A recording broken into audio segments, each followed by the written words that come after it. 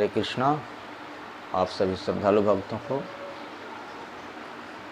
एक बार की बात है, नारद जी भगवान विष्णु के पास गए और जाकर भगवान विष्णु से बोले, हे भगवान, सत्संग की महिमा क्या होती है, थोड़ा हमको समझाइए।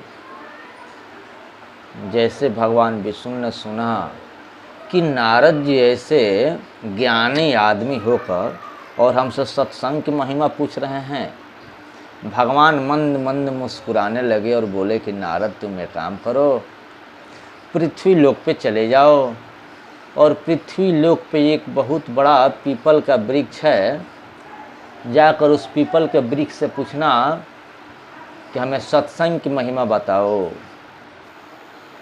नारद जी वहाँ से चले और पृथ्वी लोक पर उस पीपल के वृक्ष के पास जाते हैं और उस पीपल के वृक्ष से पूछते हैं कि हमें सत्संग की महिमा बताओ, हमें सत्संग की महिमा जाननी है।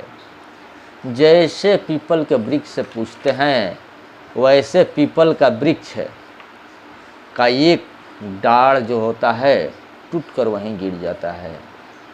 नारद जी को जवाब नहीं मिलता है, नारद जी वहाँ से आ जाते हैं। फिर जाकर बोलते हैं कि प्रभु, तो जैसे पूछे तो उसका एक दरख्त था वो टूटकर गिर गया। भगवान बोले कि जाओ उसी पीपल के वृक्ष में एक छिद्र है, उसमें एक सर्प रहता है, जाकर उस सर्प से पूछना। नारद जी फिर गए उस सर्प के पास और उस सर्प से बोले कि हे सर्प, हमको सत्संग की महिमा जाननी है, हमें तो सत्संग की महिमा सुना दे। जैसे सर्प ने सुना, सर्प ने भी अपना शरीर त्याग दिया। नारद सोचे कि अजीब बात है भाई, जिससे पूछते हैं वहीं अपना शरीर स्वरूप त्याग देता है। नारद जी वहाँ से चले, फिर भगवान के पास गए और बोले कि प्रभु, तो ऐसा ऐसा हुआ, पीपल भी ऐसा हो गया और सर्प भी, पूछते पूछते सर्प ने भी अपना शरीर त्याग कर वहीं मर गया। तो बोले कि ठीक है, चले जाओ एक गृहस्थ के यहाँ, उसकी यहाँ एक गैया ने बछड़ा जनी है, जाकर उस बछड़ा से पूछना, वह बछड़ा सत्संग की महिमा जरूर सुना देगा। नारद जी जाते हैं जहाँ गैया बछड़ा जनी है, जाकर बछड़े से पूछते हैं कि हे बछड़ा, हमें सत्संग की महिमा जाननी है। जैसे बछड़ा सुनता है कि हमें सत्संग की महिमा जाननी है, बछड़ा भी अपना शरीर वहीं त्याग देता है। नारद जी को बहुत दुख होता है कि जहाँ जाते हैं, जिससे पूछते हैं, वहीं अपना शरीर त्याग दे रहा है। नारद जी वहाँ से फिर आते हैं, बहुत दुखी मनाते हैं और बोलते हैं कि प्रभु, गए तो बछड़ा भी शरीर त्याग दिया, अब हमको सत्संग की महिमा नहीं जाननी है कि इतना पाप कौन बिटोरेगा। भगवान बोले कि ठीक है, एक बार और जाओ, उसके बाद तो मत जाना। चले जाओ, एक राजा हैं, एक राजा का आज ही लड़का हुआ है, जाकर उस बालक से पूछना, वो बालक जरूर सत्संग की महिमा बता देगा। नारद जी जाते हैं उस राजा के यहाँ, जाकर उस राजा के लड़के से जाते हैं। जैसे राजा का पुत्र जो हुआ रहता है, तो राजा के यहाँ जाते हैं, वहाँ प्रहरी लोग पूछता है क्या बात है। नारद जी बोलते हैं कि ऐसे ऐसा बात है, जो लड़का जन्म लिया है उससे मिलना है। प्रहरी जाकर राजा से कहता है, राजा नारद जी को बुलवाते हैं और उस लड़के के पास लेकर जाते हैं।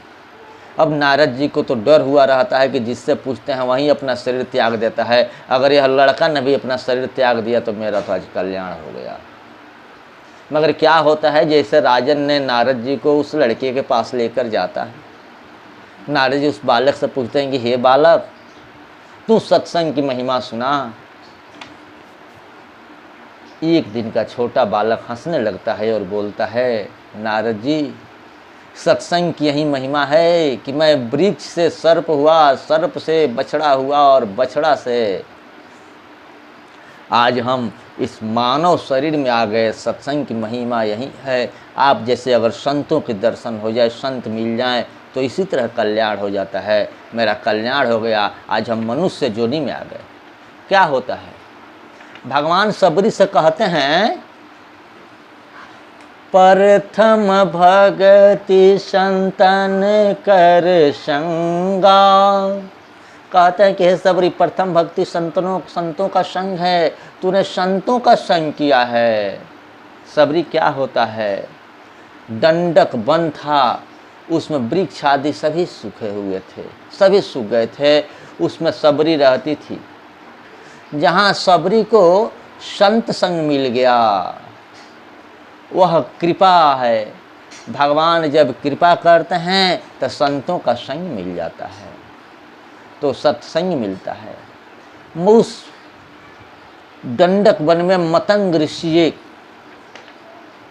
परम त्यागी संत थे, परम त्यागी संत थे, वृद्ध थे, वृद्ध मूर्ति थे। उस समय जब मतंग ऋषि इस धराधाम को छोड़कर जाने लगे तो सबरी बैठकर रोने लगी। बोली सबरी कि गुरुदेव आप तो जा रहे हैं, यहाँ कोई ऋषि मुनि हमको देखना नहीं चाहता है, आप चले गए तो फिर हमको कौन देखेगा।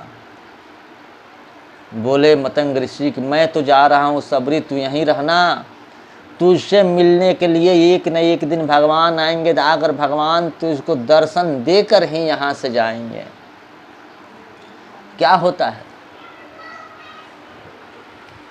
बहुत संत की जो कृपा होती है बहुत विचित्र कृपा होती है, बहुत विचित्र कृपा होती है। मतंग ऋषि बोले थे तुमको भगवान मिलेंगे, तो सारे ऋषियों को छोड़कर और भगवान सबरी मैया के आश्रम में जाते हैं, सबरी मैया के पास जाते हैं। अगर धनी आदमी राजी हो जाए तो धन दे दे, परंतु जब संत संग हो जाता है, संत कृपा करते हैं, तो संत लोग, साधु लोग, भक्त लोग भगवान को ही दे देते हैं। उनके पास भगवान रूपी धन होता है। वे सामान्य धन के धनी नहीं होते, असली धन के धनी होते हैं, माला माल होते हैं। वह माल ऐसा विलक्षण होता है कि दाने न वर्धते नित्यम, जितना दान करो, जितने देते जाओ उतना ही बढ़ता है, जितना देते जाओ उतना ही बढ़ता है। ज्यों ज्यों देते हैं त्यों त्यों बढ़ते जाता है, ऐसा धन है।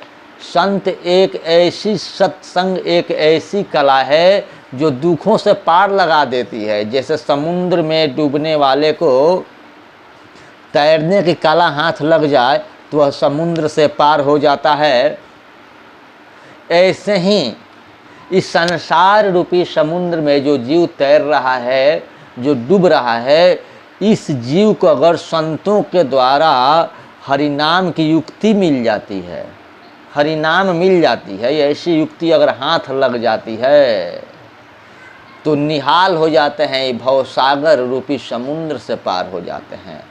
सत्संग में एक ही व्यापार चलता है, भगवान की बात करनी है, भगवान की कथा करनी है, भगवान की सुनो, भगवान की सुनाओ, भगवान के चिंतन करो। भगवान जिस पर कृपा करते हैं उसको सत्संग देते हैं। अगर सत्संग मिल गया तो खजाने की बढ़िया चीज़ मिल गई, उससे बढ़कर कोई अच्छा चीज़ नहीं है। सत्संग बहुत अनमोल चीज़ है। अगर संतों की संग मिल हो जाए, भक्तों की संग हो जाए, साधुओं की संग हो जाए तो जीवन धन्य हो जाता है। सभी जीवन धन्य धन्य होता है और लोगों को भी धन्य धन्य कर देता है।